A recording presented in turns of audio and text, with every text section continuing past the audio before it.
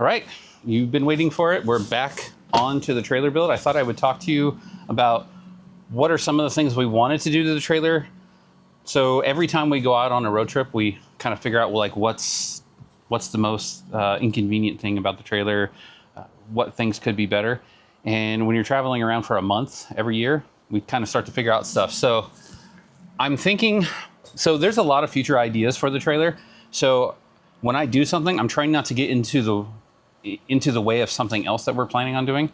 So realistically, when we're driving down the road, it gets kind of hot on the inside, especially when we're driving through like Utah, Nevada, Arizona, stuff like that. So some circulating air, but I didn't want to get into the way of other things because we got a lot of big plans, air conditioner, all kinds of stuff. So I'm thinking a vent, and I'm thinking a vent into this area right here. So this on the inside right here, this is where the shelves are at. So I was thinking like right here, but I'm thinking I'm gonna have to make the vent. They have plastic ones. They just, I don't know, just not feeling them. So I was thinking about making one out of metal. So that's one of the ideas, to scoop air in, force it in here, go out. While we're on this side, we have the water generator. So one of the things that we learned last time was it would be ideal if all of this intake right here could be blocked off in some way. So I'm gonna try to come up with a diaphragm, a gasket, something like that. So it might be out of canvas material that we put on some kind of rubber coating, something like that. So we'll probably sew something up and then mount it in there. I'm still debating on what that would be, because right here, these filters still got to come out. So it has to be somehow usable, because like right here, you take this off and these filters come out. So it still has to be serviceable is what I'm trying to say. So that's going to be one of the projects. And while the trailer's been sitting in storage, these fenders have been getting a little bit beat up. So right here, they're just not as stout as I've been wanting them to be. So I've been a little concerned about that. And I think on the other side, yeah, I'll take over the other side right now. On the other side, the fender has been, as we're going down the road, it's like vibrating, and I think it cracked. Yeah, right here, you can see that there's a crack in the fender, and it was like right there and then kind of broke through there and going through there. So I don't think the fenders are long for this world, so I can't seem to find anything better. So I'm thinking that we're just gonna have to, or I'm just gonna have to build something. So that's not all the ideas we had. One of the ideas involves the P tank itself. Turn on the light. So the P tank is fine, but when you got 5 people going to the bathroom in this, it fills up pretty quick. So we've seen other people that kind of just continue the spout out. So I'm kind of thinking underneath the floor, I'm gonna see if I can't put a black water tank so that we can hold, you know, more than whatever this is, 2 gallons of pee. So that is one idea that we're planning on implementing right there. And then back to the water generator. So heat's coming in here and then it's filling up this area. So what my idea is up here, probably right here, we got to fit maybe an exhaust vent, a fan. I was thinking a max air fan, but one of the issues is, I'll show you, is we got the solar panels right here. So you got about this much gap right here, and then the solar panels are a little bit higher. So this vent right here would have to be underneath the solar panels. And this right here is where the front solar panel kind of dips down. So there might be slightly more room right here, but I'm gonna have to get up in there and measure it and see how well that goes. So that's pretty much the upgrades. I'm still very excited about this toilet paper dispenser. Judging by how many people actually watch that video, I understand nobody cares, but that's still pretty cool. So I think that's it for in there. Everything in here still working great. We do have thoughts of eventually coating the bottom of the trailer, possibly with like a bed liner or a rhino liner.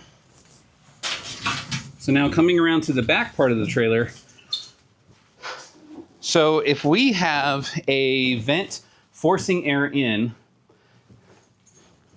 right here, I'd like to put a vent and a vent. So as it's forcing air in, these would be sucking air out. So one of the reasons that trailers are pretty inefficient, other than it being a giant box, is there's a big flat spot on the back of it. And as air whips around it, it kind of creates a vacuum right here. So if I could utilize that by having vents right here, sucking out the air that is being forced in from the front, we might get a nice convection of air. Also, what that might do is during some of the water tests, I had this back cracked open. So I was thinking that would be pretty cool if I didn't have to have that cracked open. So I'm not sure how big the vents are going to be. Obviously, you're not going to want any vents right here because this is where we do the majority of the walking.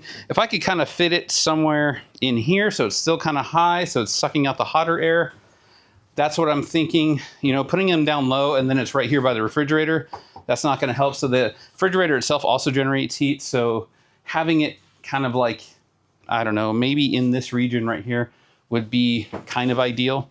The other thing that we were thinking about doing, since every time we camp, we kind of park the trailer this side facing the campground. And we do that because of the bathroom and all that.